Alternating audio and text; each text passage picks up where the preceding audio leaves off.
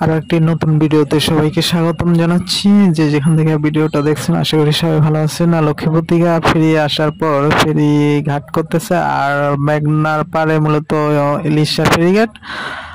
যখন মেঘনাতে প্রচন্ড বাতাস আর ঢেউ থাকে, স্রোত থাকে, তখন এই যে ফেরির ভিতরে পানি ওঠে। ফেরি মূলত অনেক উঁচু, 1 থেকে 1.5 হাত বা 2 হাত উঁচু থাকে, তার মধ্যেই পানি ওঠে ফেরির ভিতরে। এই যে পানি ওঠে, আর এইভাবেই তারা ঘাট করতে হয় রিস্ক নিয়ে।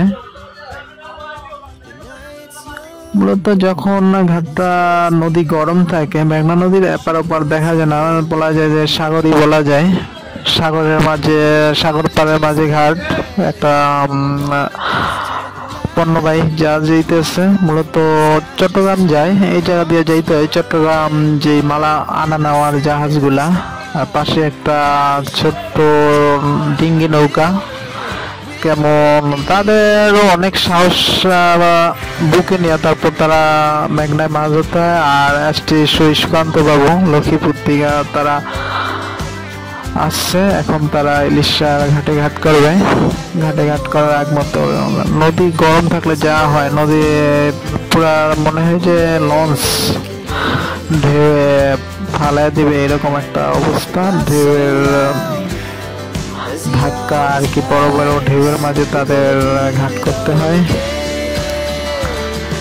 এই যে একবার উপরে নামে, একবার নিচে নামে। আমি যখন ক্যামেরা করি, ক্যামেরা বাতাস বা নদীতে যখন ঢেউ থাকে তখন ক্যামেরাও ধরে রাখার মতো অবস্থা থাকে না, এই জন্য ক্যামেরা কাঁপে। মনে হয় যে বাতাসে উড়ে নিয়ে যাবে, এরকম একটা অবস্থা। পার থেকে ভিডিও করা হইতেছে। এখন তারা ঘাট করবে ইলিশা ঘাটে। ঘাট করার মুহূর্তে এরকম মূলত এখন তারা ইলিশা ঘাটে ঘাট করবে। তারা বিকাল 5টা বাজে, এখন তারা ইলিশাতে ঘাট করবে। আর লক্ষ্মীপুর থেকে এই সমস্ত জাহাজগুলার এপার ওপার আসতে প্রায় 1.5 ঘন্টা সময় লাগে। আর এই জাহাজগুলো শীতকালীন সময় সেন্ট মার্টিন, কক্সবাজার দ্বীপে চলাচল করে, আর বর্ষা মৌসুমে লক্ষ্মীপুর টু ভোলাতে ঘাট করে।